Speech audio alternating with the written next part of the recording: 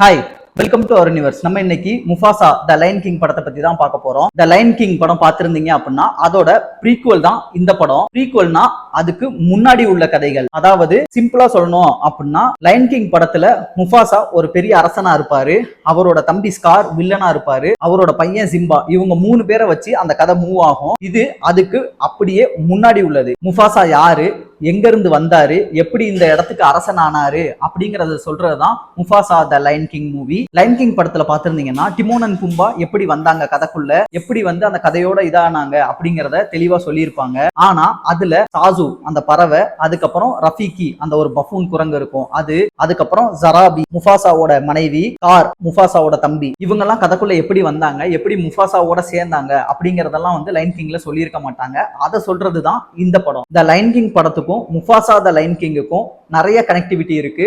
படம் வந்து கிட்டத்தட்ட ஒரு கோர்வையான படம் தான், எந்த இடத்துலயுமே கனெக்டிவிட்டி மிஸ் ஆயிருக்காது. நான் ஒரு சில இடங்கள் சொல்றேன், அதை நீங்க நோட் பண்ணி பார்த்திருந்தீங்கன்னா உங்களுக்கு தெரிஞ்சிருக்கும். லைன் கிங் படத்துல சிம்பாவை வந்து கழுத புலிகிட்ட இருந்து காப்பாத்தி கூட்டு வந்ததுக்கு அப்புறம் முஃபாசாவும் சிம்பாவும் பேசுறதுக்காக ஒரு மலைமுகட்டுக்கு போவாங்க. அங்க ஜாசு வந்து நீங்க வந்து அவனை ரொம்ப திட்டிடாதீங்க, இந்த மாதிரி ஒரு அருந்தவாளு பையனை இதுக்கு முன்னாடியே நான் பார்த்திருக்கேன் அப்படிங்கிறத மென்ஷன் பண்ணுவாரு. அவர் சொன்னது முஃபாசாவை தான். முஃபாசா எப்படி இருந்தாருங்கிறத வந்து அங்கேயும் லைட்டா அவங்க பதிவு பண்ணியிருந்தாங்க. அதுக்கு அடுத்ததா பாத்தீங்க அப்படின்னா சிம்பா வந்து வளர்ந்ததுக்கு அப்புறம் ராஜ்யத்தை கைப்பற்றுறதுக்காக ஸ்கார் இருக்கிற இடத்துக்கு வருவான். அங்க பாத்தீங்க அப்படின்னா அதுக்கு முன்னாடியே ஸ்காரும் தராபியும் பேசிக்கிற மாதிரி ஒரு சீக்வல் இருக்கும் லைன் கிங்ல. அதுல நான் வந்து உன்னை ரொம்ப லவ் பண்றேன், நீ இந்த இதுக்கு மகாராணியா இருக்கலாம், உன்னோட அரசன் கூட வந்து இரு, அதாவது என் கூட வந்து இரு அப்படிங்கிற மாதிரி ஸ்கார் சொல்லுவாரு. இதை நீங்க நோட் பண்ணியிருந்தீங்கன்னா தெரிஞ்சிருக்கும் ஏன் இவ்வளவு உரிமையா அவர் பேசுறாரு. அதெல்லாத்தையும் வந்து இந்த படத்துல தெளிவா சொல்லியிருக்காங்க. இது ஒரு அனிமேஷன் படம், 2 மணி நேரத்துக்கான படம். படத்துல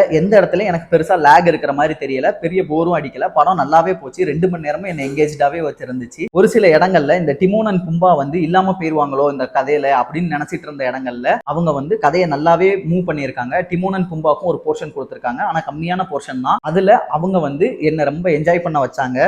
இத குறிப்பா சொல்லணும் அப்படின்னா அவங்களோட காமெடிஸ் நல்லாவே ஒர்க் ஆயிருந்துச்சு. அதை தாண்டி தமிழ் வாய்ஸ் செம்மையா வந்து கிளிக் ஆயிருக்கு இவங்களுக்கு. கிட்டத்தட்ட சிங்கம் புலி Robo Shankar The Lion King படத்துல பார்த்திருப்பீங்க, அதே காம்போ வேற லெவலா பண்ணியிருக்காங்க. எனக்கு ரொம்ப என்ஜாயபிளா இருந்துச்சு. அதை தாண்டி இன்னொரு விஷயமும் இருக்கு. என்ன அப்படின்னா ரஃபீகி அந்த பப்பூன் குரங்கு இருக்குல்ல, அதுக்கு விடிவி கணேஷ் வாய்ஸ் கொடுத்திருக்காரு இதுல, அதுவும் செம்மையா கிளிக் ஆயிருக்கு. அதையும் நான் ரொம்ப என்ஜாய் பண்ணேன். சாசு அந்த பறவை இருக்குல்ல, அதுக்கு இதுக்கு முன்னாடி மனோபாலா சார் வாய்ஸ் கொடுத்திருந்தாரு, அது உண்மையிலேயே ரொம்ப சூப்பரா இருந்துச்சு. ஆனா இப்ப அவர் இல்லாதனால இன்னொருத்தவங்க கொடுத்திருக்காங்க, அதுவும் நல்லா தான் இருக்கு. இந்த படத்துல நான் பார்த்து வியந்த விஷயங்கள் என்ன அப்படின்னா அனிமேஷன் சூப்பரா பண்ணியிருக்காங்க, 3D ஆவரேஜா இருக்கு, ஸ்கிரீன் பிளே சூப்பரா இருக்கு, கதை சூப்பரா இருக்கு. இல்ல ரொம்ப குறிப்பா சொல்லணும் அப்படின்னு நிறைய சிங்கங்களை காட்டியிருப்பாங்க, ஆனா எல்லா சிங்கத்தையும் வந்து தனித்தனியா ஐடென்டிஃபை பண்ற அளவுக்கு அதுக்கான யூனிக்னஸ் கொடுத்திருக்காங்க. நல்லாவே ஒரு சிங்கத்தையுமே டிசைன் பண்ணியிருக்காங்க யூனிக்கா. பார்த்த உடனேயும் யார் முஃபாசா, யாரு வந்து டாக்கா, யாரு சராபி, யாரு வந்து ஒபாசி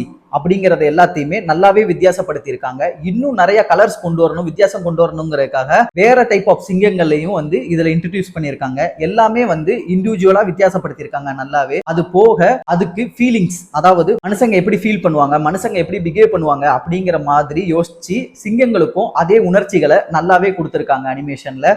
இதெல்லாமே வந்து சூப்பரா இருந்துச்சு. படம் ரொம்ப சூப்பரா இருக்கு. நீங்க தியேட்டர்ல போய் குடும்பத்தோட வாட்ச் பண்ணலாம், குழந்தைங்களுக்கு ரொம்பவே பிடிக்கும். அது போக லைன் கிங் ஃபேன்ஸுக்கு இது கண்டிப்பா பிடிக்கும். நம்ம வேற ஒரு வீடியோல மீட் பண்ணலாம்.